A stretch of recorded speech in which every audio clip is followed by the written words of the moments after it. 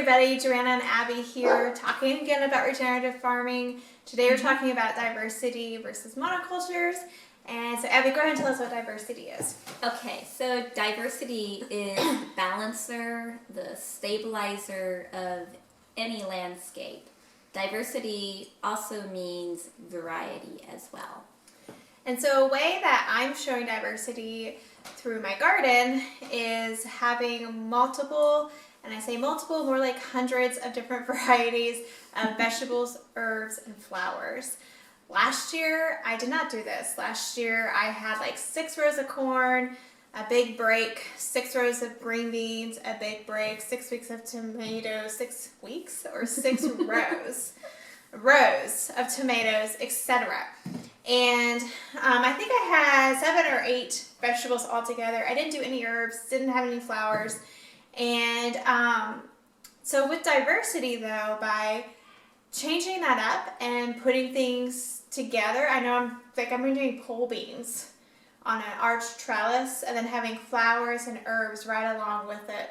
And just different varieties like that of how I'm going to be using my flowers and my herbs alongside right next to my vegetables. What that does is it allows the pollinators to come in and do their job of creating the fruits so that we have produce.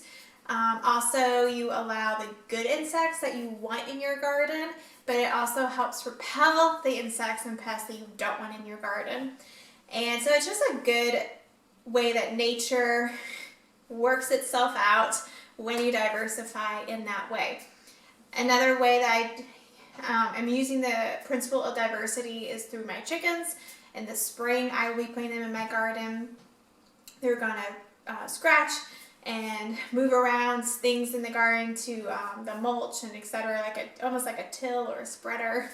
And then later in the fall, I will put them back in the garden again after everything's been harvested.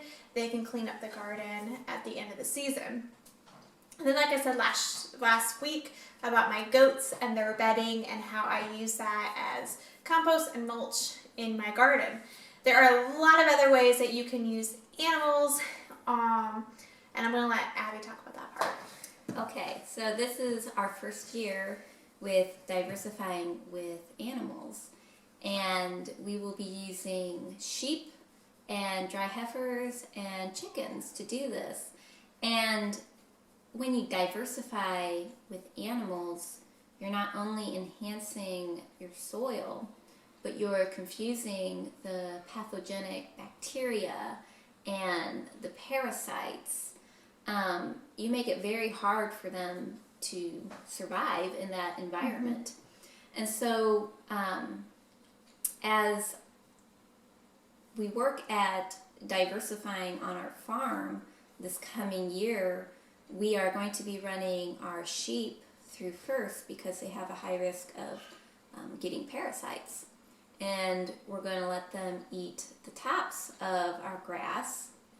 And then you run the cows through next, and they will harvest the rest of that grass.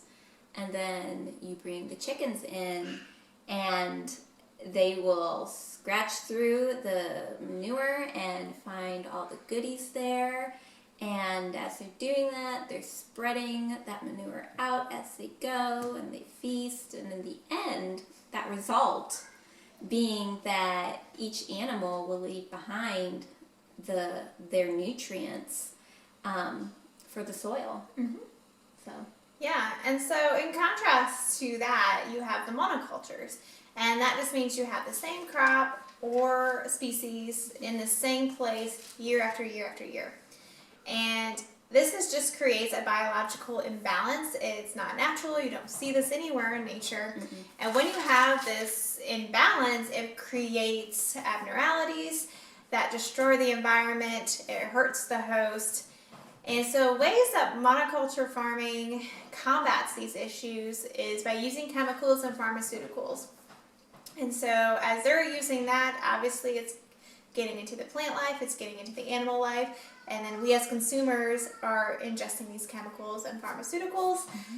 Also, another kind of downside to monocultures is that they are easily contaminated. They have constant leaks and different kind of errors that they're constantly combating. Whereas Abby just talked about with the livestock, each animal helps the next one combat the issue. The sheep are eating the tops of the grass, and then you're moving them before they can get to the bottom where they're going to get worms and get sick. And then you have the beef who can finish off that grass because they can handle those kinds of worms and insects that are going to be at the bottom level of the grass. The chickens then will actually go through the manure and pick all those worms out. And so then as the grass regrows, you can start that all over again. Whereas obviously in the monocultures, you're actually having to throw chemicals out so that you kill all these worms, etc. But then we as humans are ingesting it. So that's kind of the difference there. Also, fossil fuels are used a lot on these kind of farms. They're necessary. Whereas we mentioned, as you are diversifying, as you are rotational grazing, you're moving different animals along. You're letting the animals do the work. Yeah. They have legs, so let them walk. Yeah. And so what I wanted to end with this conversation is when I look at diversity, it actually got me real excited because I really like the idea of self-sufficiency. And by diversity, I am able to have chickens, goats, cows, pigs, and a garden all on my 7 acres. Obviously not in a massive amount, but I can have a little bit of each and enough to feed my family. And that's a huge relief on me. It's very exciting. You know, we talk about what happened last year and even just recently with the weather and how important it is to become more self-sufficient and rely less on your grocery stores, etc. Just go down to your basement, and that's your grocery store. Yeah, there's all your food. And along with that, just yesterday as I was thinking about this conversation and what we were going to say, I was telling Abby, I was really just thinking, if you look out and you imagine a diverse property, and as you are doing the work of helping them, but they're really doing the majority of work, you're really able to look back and reap the benefits that they're doing on their own. Nature is being nature. Mm-hmm. And I really like that idea too, that we can reap so many benefits from allowing nature to do its own work instead of working against it. And the last thing I wanted to say was waste. I hate waste. I get real excited when I go through a day of cooking and then I end the day and nothing went in the trash. Like, that just really gets me excited.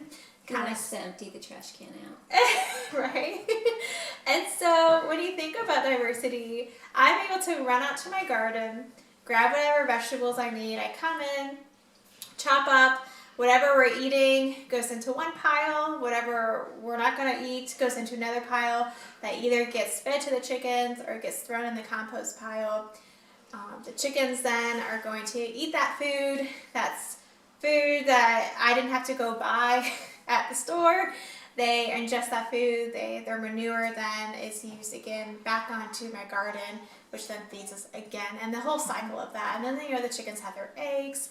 You can eat the egg part, the shells go back to the chickens or go into the soil to nutrify it, and just all the different ways through diversity. The interconnectedness of everything. The interconnectedness of it all is just really inspiring and just really exciting, and how there's no waste, and that really makes me excited. Yeah. Abby, what's your last thoughts on this? So I would like to leave you all with a question and then a quote. And so this question is, where have you ever, let me rephrase that. Have you ever wondered why in the world God made so many different critters? And then the quote, which I'll read, is, can you imagine a painting with only one color? Industrial farming loves monocultures and singularity. Corn, soybeans, dairy, apples, chickens, impressive? Yes. But beautiful? No. Variety, we say, is the spice of life. Yet industrial farming despises variety and worships sameness. That came from Joel Salatin's book, The Marvelous Pigness of Pigs. Yeah, and as she read that, and we kind of talked about it, and again, what I said, my picture of looking at diversity and the picture of looking at a monoculture and everything that monocultures create, you know, it's the cows, the corn, like we all need that. We're all going to eat that. But you can do the same thing with diversity in a better way, feeding life, seeing green versus seeing brown. That's what I see in the back of my mind. Of regenerative farming or monocultural farming. Yeah. And exactly. so just I love that quote, and it just kind of, in my mind, gave me the more picture. Even just the very first part of imagine a painting with only one color. I mean, kind of boring. Diversity's a lot more exciting, a lot more fun, in my opinion. So anyways, that's all we're going to talk about today, about diversity versus monoculture. I can hear a child screaming in the back, so I probably need to go. Thank you all for listening, and we'll see you next time.